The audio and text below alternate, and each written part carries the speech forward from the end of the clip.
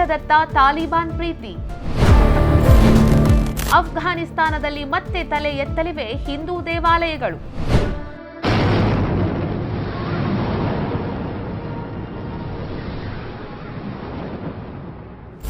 ಅಫ್ಘಾನಿಸ್ತಾನ ಅಂದ್ರೆ ತಾಲಿಬಾನಿನ ಕರಾಳತೆ, ಇಸ್ಲಾಮಿಕ್ ಮತಾಂಧತೆ. ಅಧಿಕಾರ ಹಿಡಿಯುತ್ತಲೇ ಈ ತಾಲಿಬಾನಿಗಳು ಅಲ್ಲಿದ್ದ ಐತಿಹಾಸಿಕ ಬುದ್ಧನ ವಿಗ್ರಹವನ್ನ ಕೆಡವಿ ಮತಾಂಧತೆಯನ್ನ ಮೆರೆದಿದ್ರು. ಅವತ್ತಿನಿಂದ ಇವತ್ತಿನವರೆಗೆ ಕೇವಲ ಉಗ್ರವಾದ, ಮೂಲಭೂತವಾದ ಮತ್ತು ಯುದ್ಧದಿಂದ ಜರ್ಜರಿತವಾಗಿರುವ ಅಫ್ಘಾನಿಸ್ತಾನದಲ್ಲಿ ಈಗ ಆಶ್ಚರ್ಯಕರ ಬೆಳವಣಿಗೆಯೊಂದು ನಡೀತಾ ಇದೆ.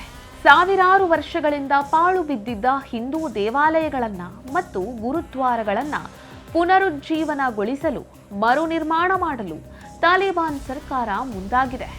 ಹೌದು, ನೀವೀಗ ಕೇಳಿಸಿಕೊಂಡಿದ್ದು ನಿಜ.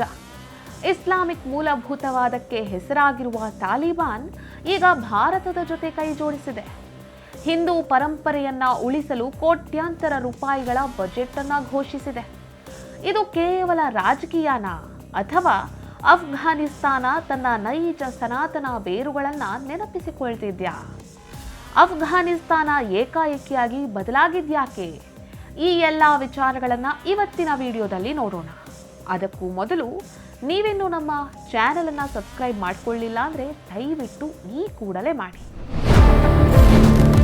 ಅಫ್ಘಾನಿಸ್ತಾನದ ಭವ್ಯ ಹಿಂದೂ ಇತಿಹಾಸ.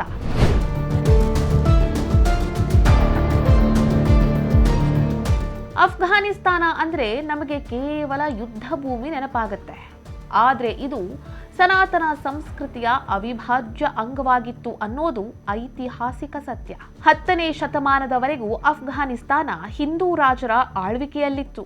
ಮಹಾಭಾರತದ ಗಾಂಧಾರಿ ಮತ್ತು ಶಕುನಿ ಬಂದಿದ್ದೇ ಇಂದಿನ ಅಫ್ಘಾನಿಸ್ತಾನದ ಗಾಂಧಾರ ಪ್ರದೇಶದಿಂದ.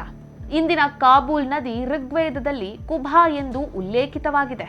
ಇನ್ನೂ ಅಚ್ಚರಿಯ ವಿಷಯವಂದ್ರೆ ಇಂದಿನ ಪಶ್ತೂನ್ ಬುಡಕಟ್ಟು ಜನಾಂಗ ಋಗ್ವೇದದ 7ನೇ ಮಂಡಲದಲ್ಲಿ ಪಕ್ತಾ ಎಂಬ ಹೆಸರಿನಲ್ಲಿ ಉಲ್ಲೇಖವಾಗಿದೆ. ಅಂದ್ರೆ ಇಂದಿನ ಅಫ್ಘಾನಿಸ್ತಾನದ ಮುಸ್ಲಿಮರ ಪೂರ್ವಜರು ಮೂಲತಃ ವೇದ ಕಾಲದ ಹಿಂದೂಗಳಾಗಿದ್ರು. ಇಲ್ಲಿನ ಪರ್ವತ ಶ್ರೇಣಿಗಳಲ್ಲಿ ಶಿವ ಮತ್ತು ಮಾತೆ ದುರ್ಗೆಯ ನೂರಾರು ದೇವಸ್ಥಾನಗಳಿದ್ವು. ಆದ್ರೆ ಮೊಹಮ್ಮದ್ ಘಜ್ನಿಯ ಆಕ್ರಮಣದ ನಂತರ ಅವೆಲ್ಲವೂ ಧ್ವಂಸಗೊಂಡವು. ಜನರನ್ನ ಬಲವಂತವಾಗಿ ಮತಾಂತರಿಸಲಾಯಿತು.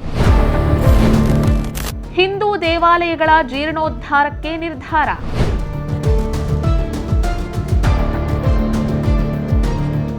ಇಷ್ಟು ಕಾಲ ಹಿಂದೂ ಚಿಹ್ನೆಗಳನ್ನ ದ್ವೇಷಿಸ್ತಾ ಇದ್ದ ತಾಲಿಬಾನ್ ಈಗ ಯಾಕೆ ಬದಲಾಗಿದೆ? ವರದಿಗಳ ಪ್ರಕಾರ ಅಫ್ಘಾನಿಸ್ತಾನ ಸರ್ಕಾರ ಹಿಂದೂ ಮಂದಿರಗಳ ಜೀರ್ಣೋದ್ಧಾರಕ್ಕಾಗಿ ಸುಮಾರು 40 ಮಿಲಿಯನ್ ಅಫ್ಘಾನಿ ರೂಪಾಯಿಗಳ ವಿಶೇಷ ಬಜೆಟ್ ಮಂಡಿಸಿದೆ. ಕೇವಲ ಹಣವಷ್ಟೇ ಅಲ್ಲ, ಅವರು ಭಾರತ ಸರ್ಕಾರದ ಸಹಯೋಗದೊಂದಿಗೆ ಅಫ್ಘಾನ್ ಹಿಂದೂ ರಿಸರ್ಚ್ ಸೆಂಟರ್ ಅನ್ನ ಸ್ಥಾಪಿಸಿದ್ದಾರೆ. ಇದರ ಉದ್ದೇಶ ಏನಂದ್ರೆ ಅಫ್ಘಾನಿಸ್ತಾನದ ನೆಲದಲ್ಲಿ ಹೂತು ಹೋಗಿರುವ ಸನಾತನ ಸಂಸ್ಕೃತಿಯ ಕುರುಹುಗಳನ್ನ ಸಂಶೋಧಿಸುವುದು ಮತ್ತು ಅವುಗಳನ್ನು ಸಂರಕ್ಷಿಸುವುದು. ಈಗ ತಾಲಿಬಾನ್ ಸರ್ಕಾರ ಅಫ್ಘಾನಿಸ್ತಾನದಿಂದ ಪಲಾಯನ ಮಾಡಿದ್ದ ಹಿಂದೂ ಮತ್ತು ಸಿಖ್ ಸಮುದಾಯದವರಿಗೆ ಮರಳಿ ಬರುವಂತೆ ಕರೆ ನೀಡಿದೆ ಮತ್ತು ಈ ಹಿಂದೆ ಕಸಿದುಕೊಳ್ಳಲಾದ ಹಿಂದೂಗಳ ಆಸ್ತಿಗಳನ್ನ ಮರಳಿ ನೀಡೋದಾಗಿ ಭರವಸೆಯನ್ನೂ ನೀಡಿದೆ.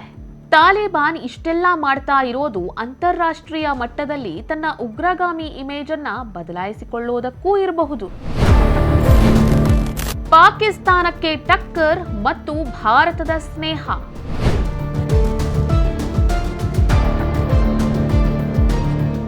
ಭಾರತ ಮತ್ತು ಅಫ್ಘಾನಿಸ್ತಾನದ ಸ್ನೇಹ ಇಂದು ನಿನ್ನೆದ್ದಲ್ಲ. ಅಫ್ಘನ್ನರಿಗೆ ಪಾಕಿಸ್ತಾನಕ್ಕಿಂತ ಭಾರತವೇ ಹೆಚ್ಚು ಆಪ್ತ. ನೀವು ಇತ್ತೀಚೆಗೆ ನಡೆದ ಕ್ರಿಕೆಟ್ ಪಂದ್ಯವನ್ನ ಗಮನಿಸಿರಬಹುದು. ಭಾರತವು ಪಾಕಿಸ್ತಾನವನ್ನ ಸೋಲಿಸಿದಾಗ ಭಾರತೀಯರಿಗಿಂತ ಹೆಚ್ಚಾಗಿ ಅಫ್ಘಾನಿಸ್ತಾನದ ಜನ ಬೀದಿಗೆ ಬಂದು ಸಂಭ್ರಮಿಸಿದ್ರು.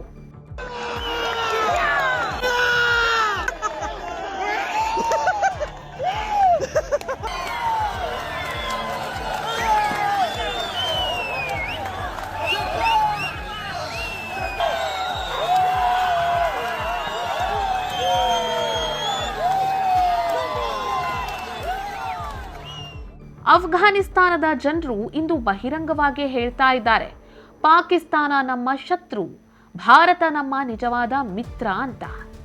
ತಾಲಿಬಾನ್ ಕೂಡ ಭಾರತವನ್ನ ಒಂದು ಶಕ್ತಿಯುತ ಮಿತ್ರ ರಾಷ್ಟ್ರವಾಗಿ ನೋಡ್ತಾ ಇದೆ. ದಕ್ಷಿಣ ಏಷ್ಯಾದಲ್ಲಿ ಭಾರತದ ಪ್ರಭಾವ ಹೆಚ್ಚುತ್ತಾ ಇರುವುದನ್ನ ಕಂಡು ಅಫ್ಘಾನಿಸ್ತಾನ ತನ್ನ ಅಭಿವೃದ್ಧಿಗಾಗಿ ಭಾರತದ ನೆರವನ್ನ ಬಯಸ್ತಾ ಇದೆ. ಇದಕ್ಕಾಗಿ ಅವರು ಹಿಂದೂ ಸಮುದಾಯದ ನಂಬಿಕೆಯನ್ನ ಗಳಿಸಲು ಪ್ರಯತ್ನಿಸುತ್ತಿದ್ದಾರೆ. ಪಶ್ತೂನ್ ಜನಾಂಗದ ಆತ್ಮಾವಲೋಕನ.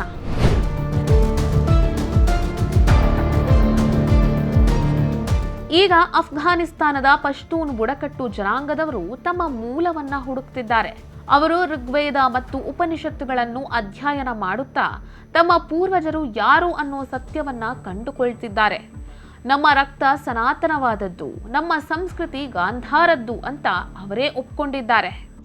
तो वैदिक लिटरेचर वेद चार है।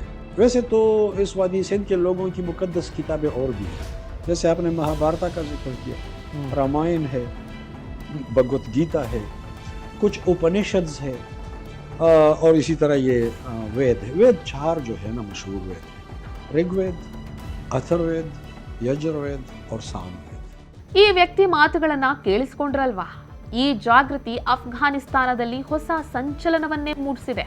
ಇಸ್ಲಾಮಿಕ್ ಬ್ರೈನ್ ವಾಶ್ ನಡುವೆಯೂ ತಮ್ಮ ಮೂಲ ಇತಿಹಾಸದತ್ತ ಅವರು ಹಿಂದಿರುಗುತ್ತಿರೋದನ್ನ ನೋಡಿದಾಗ ನಿಜಕ್ಕೂ ಆಶ್ಚರ್ಯವಾಗುತ್ತೆ. ಅಫ್ಘಾನಿಸ್ತಾನದ ಈ ಬದಲಾವಣೆ ಭಾರತದ ಸಾಂಸ್ಕೃತಿಕ ವಿಜಯವೂ ಹೌದು. ಸಾವಿರಾರು ವರ್ಷಗಳ ಹಿಂದೆ ಎಲ್ಲಿ ಸನಾತನ ಧರ್ಮದ ಧ್ವಜ ಹಾರಾಡ್ತಿತ್ತೋ ಅಲ್ಲಿ ಮತ್ತೆ ಮಂದಿರಗಳ ಘಂಟಾನಾದ ಕೇಳಿಬರುವ ಆಸೆ ಚಿಗುರೊಡೆದಿದೆ. ತಾಲಿಬಾನ್ನ ಈ ನಿರ್ಧಾರಗಳು ಕೇವಲ ರಾಜತಾಂತ್ರಿಕತೆಯೋ ಅಥವಾ ಮನ ಪರಿವರ್ತನೆಯೋ ಅನ್ನೋದನ್ನ ಕಾಲವೇ ನಿರ್ಧರಿಸಬೇಕು. ಆದರೆ ಒಂದು ಸತ್ಯವಂತೂ ಸ್ಪಷ್ಟ: ಸನಾತನ ಧರ್ಮವನ್ನ ಅಳಿಸಲು ಯಾರಿಂದಲೂ ಸಾಧ್ಯವಿಲ್ಲ. ಅದು ಮತ್ತೆ ಮತ್ತೆ ಚಿಗುರುತ್ತಲೇ ಇರುತ್ತೆ, ಪುಟಿದೇಳುತ್ತಲೇ ಇರುತ್ತೆ. ಈ ಮಾಹಿತಿ ಬಗ್ಗೆ ನಿಮಗೇನಿಸ್ತು ಅನ್ನೋದನ್ನ ಕಾಮೆಂಟ್ ಮೂಲಕ ತಿಳಿಸಿ. ಇಂಥದ್ದೇ ಆಸಕ್ತಿಕರ ಮಾಹಿತಿಗಳಿಗಾಗಿ ಹೊಸದಿಗಂತ ಡಿಜಿಟಲ್ ಚಾನೆಲ್ ಅನ್ನ ಸಬ್ಸ್ಕ್ರೈಬ್ ಮಾಡಿ.